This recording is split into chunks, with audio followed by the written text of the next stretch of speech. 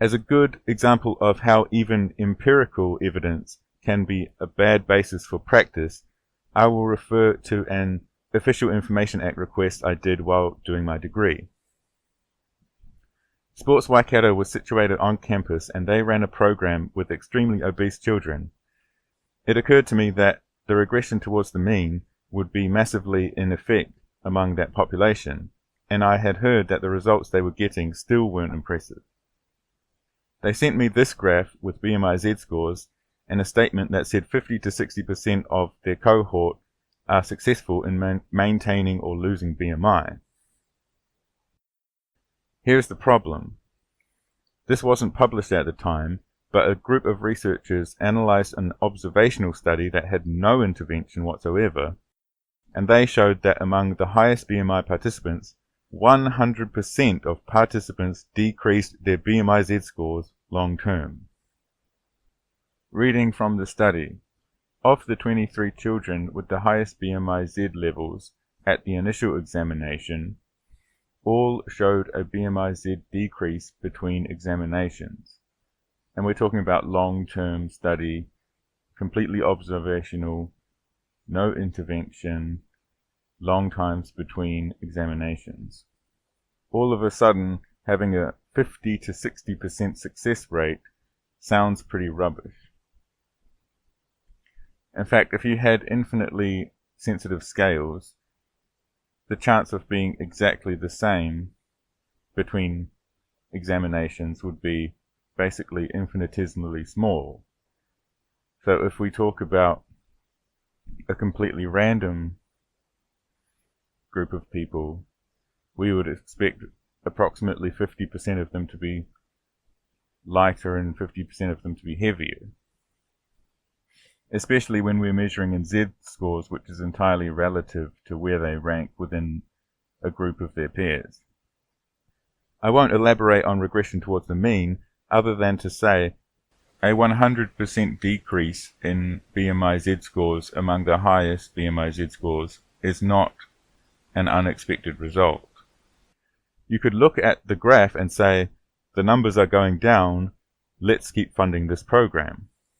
But when you realize doing nothing whatsoever is yielding better results, you realize the decreases are meaningless. Admittedly, it is hard to interpret this graph when they haven't so much as given it a title. I will point out that it's zoomed in, as ever, and at a full range of SD scores, representing the full range of BMIs, the difference looks more like this. But even then, this graph is a lot more impressive than the 50 to 60% success rate they were talking of. That's because the success rate they speak of is at the 3-year follow-up. I've made a graph to represent some estimations of what the full data might look like. And with a 55% success rate, the graph has basically returned to where it was to begin with. The 23 children from the Bogalusa data had a 100% success rate, so I have to assume their graph would look a lot more impressive. I contacted a researcher who has published papers on BMI changes in children. She had no obligation to give any great thought to what I sent her, but I'm grateful she replied. She said that even the results from the graph I showed, which we have no reason to believe represent a permanent change, are not clinically meaningful. That is to say, they don't correlate with any significant improvement in proxy measures of health. That's without addressing causality. Did the decreases have anything to do with the treatment provided? If anything, the results are worse than what you'd expect from doing nothing, especially at the 3-year follow-up. Regression towards the mean tells us there is every chance that the children selected initially inadvertently filtered out kids who were due a growth spurt from those who had just had one. Thus, the children in the group simply likely got taller over the course of the intervention. I would really like to look at z-scores for height over this period, but nobody seems interested in providing or analyzing that data. We're talking about an intervention that was funded for at least 16 years up until the pandemic, and nobody seems to be thinking critically at all, and they are dealing with empirical data. This shows why it is important to understand the regression towards the mean when dealing with statistical outliers. Changes that are actually totally inevitable can be attributed to an intervention. It also illustrates the role of control groups.